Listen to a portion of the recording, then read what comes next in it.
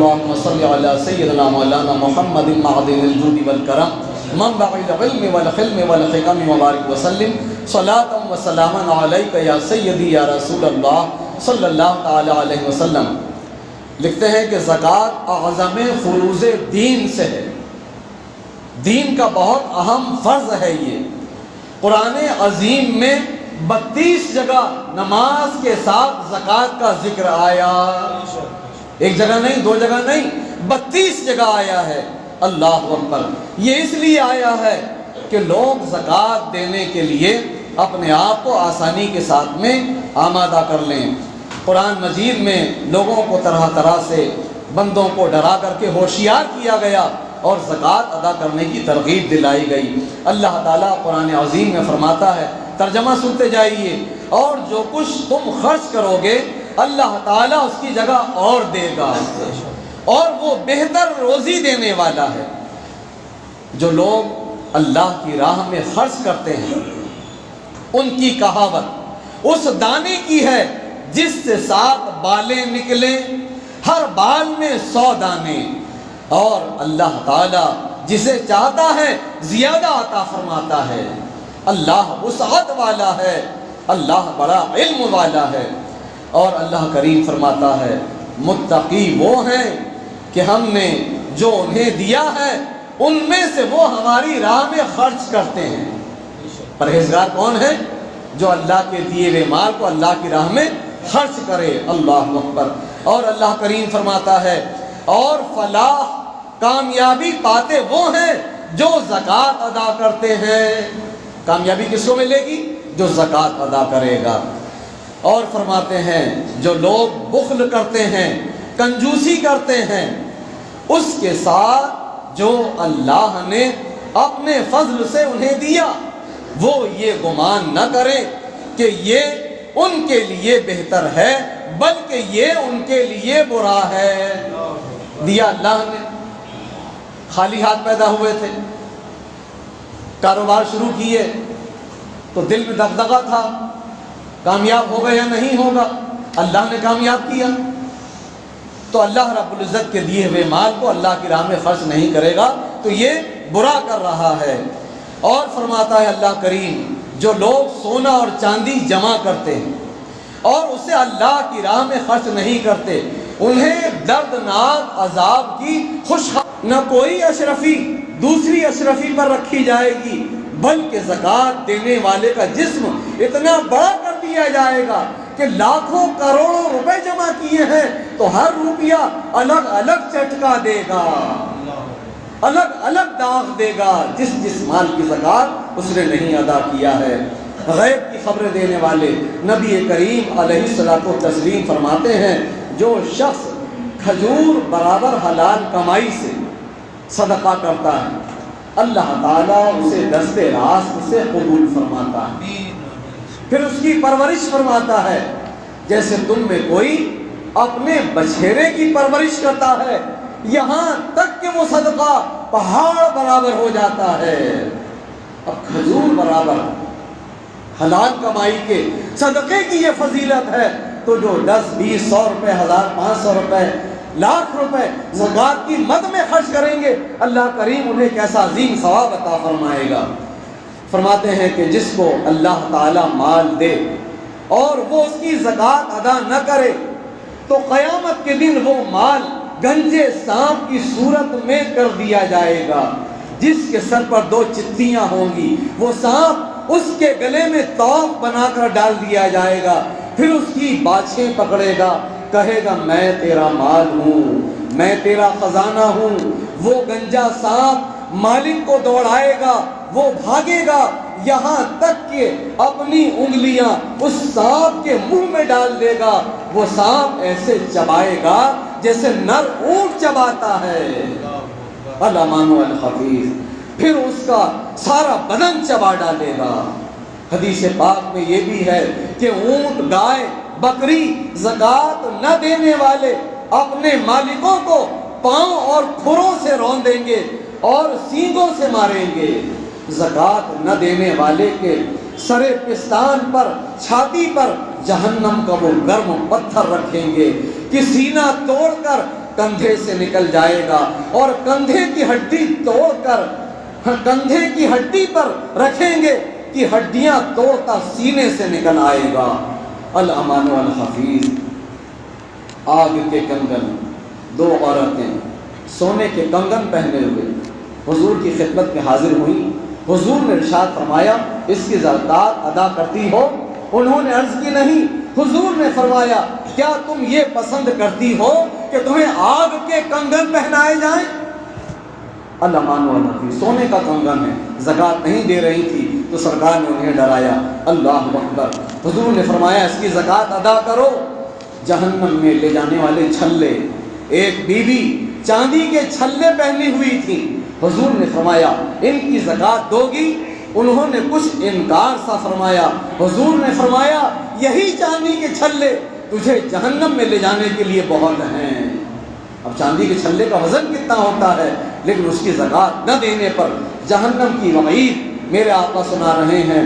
فرماتے ہیں جو قوم زکات دے گی اللہ تعالی اسے قحط یعنی سوکھے میں، جو قوم زکات نہ دے گی اللہ تعالیٰ اسے سوکھے میں مبتلا فرما دے گا، قحط کا شکار ہو جائے گی وہ۔ حدیث پاک میں یہ بھی ہے جو زکات نہ دے اس کی نماز قبول نہیں، اور نماز تو ہر کوئی چاہتا ہے قبول ہو۔ کب قبول ہوگی؟ اگر اس پر زکات فرض ہے تو زکات دے، تب اللہ تعالیٰ اس کی نماز قبول فرمائے گا۔ فرماتے ہیں خشکی اور تری میں، زمین میں، سمندر میں جو مال تلف ہوتا ہے، ضائع ہوتا ہے، وہ زکات نہ دینے کی وجہ سے ضائع ہوتا ہے۔ آدمی زکات دے دے تو نہ اس مال کو سمندر میں ڈوبنے کا موقع آئے گا، نہ آگ اسے جلا سکتی ہے، اور نہ چور اسے چوری کر کے لے جا سکتے ہیں۔ زکات دے کر کے اپنے مالوں کو محفوظ قلعوں میں کرنے کی ہم کو تاکید کی گئی ہے۔ اللہ اکبر، دوزخ میں سب سے پہلے 3 شخص جائیں گے، ان میں ایک وہ مالدار ہے کہ اپنے مال میں اللہ تعالیٰ کا حق ادا نہیں کرتا، یعنی زکات نہیں دیتا۔ 3 شخصوں میں ایک یہ شخص بھی جانے والا ہے جو زکات ادا نہیں کرتا ہے۔ اے عزیز، آج حضرت کے جملے ہیں، اے عزیز کیا خدا و رسول کے فرمان کو یوں ہی ہنسی ٹھٹھا سمجھتا ہے؟ آج حضرت فرما رہے ہیں، اے عزیز کیا خدا و رسول کے فرمان کو یوں ہی ہنسی ٹھٹھا سمجھتا ہے، یا 50,000 برس کی مدت میں یہ جان لینے والی مصیبتوں کو آسان جانتا ہے؟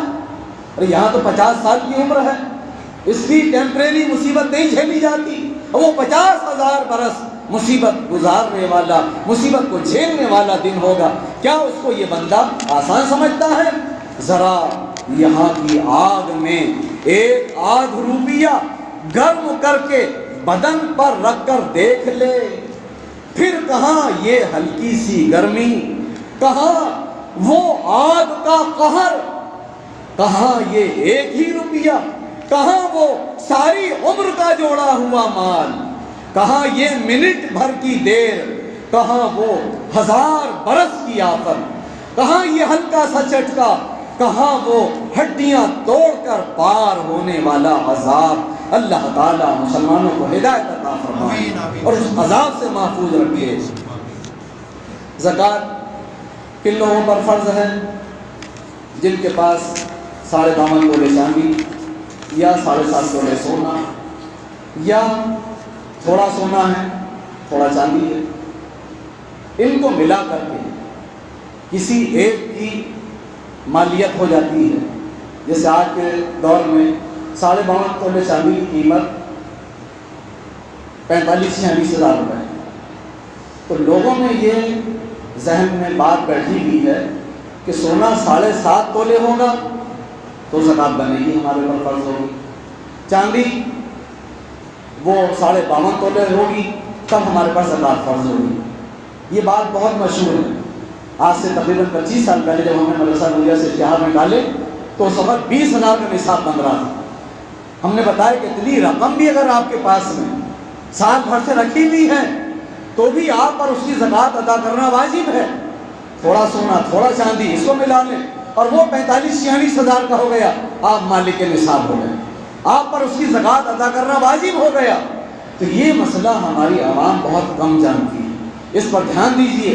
آج مہنگائی کے زمانے میں جو بہو آئی اس کو آدھا پون تولہ سونا دیا ہی جاتا ہے، تھوڑی بہت چاندی اس کو دی ہی جاتی ہے۔